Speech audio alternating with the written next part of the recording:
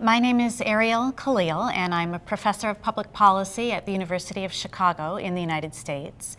And the big question that I'm working on is to try to understand the diverging destinies of children born into rich and poor households.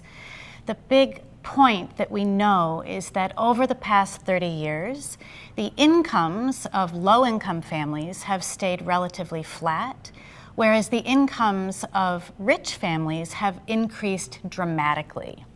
This poses an obvious problem for children's life chances, with an increasing gap between those born into economically disadvantaged households and their higher income peers.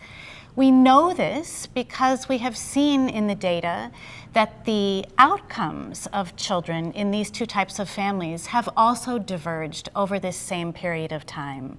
And by outcomes, I mean tests of children's achievement, as well as measures of their social and emotional adjustment. And we see here that rich and poor children have fared differently over this period, such that children born into economically advantaged households keep pulling ahead of their lower income peers. The goal of my work is to try to understand what accounts for this phenomenon. Why is it that children's outcomes are diverging so dramatically? And we don't think it's due to income alone. You might say, well, obviously, as income gaps have grown, so too have gaps in children's outcomes.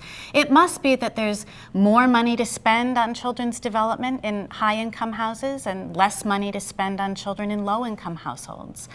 But as it turns out, children's development is not a function only of what kind of money is spent on them, but in how their parents interact with them and in the ways in which parents are able to support and stimulate their growth.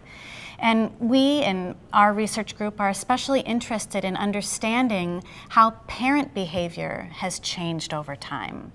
And we have found similar divergence in the things that parents do with their children and the kinds of behaviors that don't necessarily take money. This is important because there is a role for public policy to play in supporting parents, especially in supporting parenting in low-income households. So let me give you an example from some of our recent work.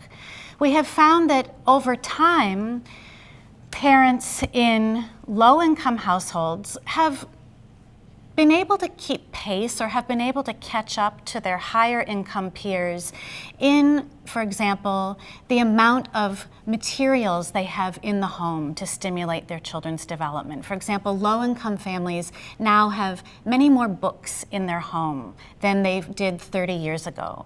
And this is important to have materials to support children's cognitive development. However, at the same time, we see that high-income parents are reading those books to children at a much higher rate than our parents in low-income households. And so the gap in what parents are doing on that dimension has continued to grow.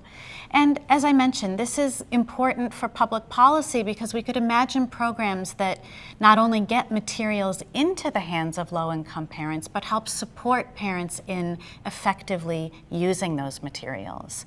So our work has many different outcomes that we focus on, many different dimensions of parent behavior, but it's really concerned with this question of what do we do about inequality? How do we close those gaps between rich and poor children and help to equalize opportunities for all children?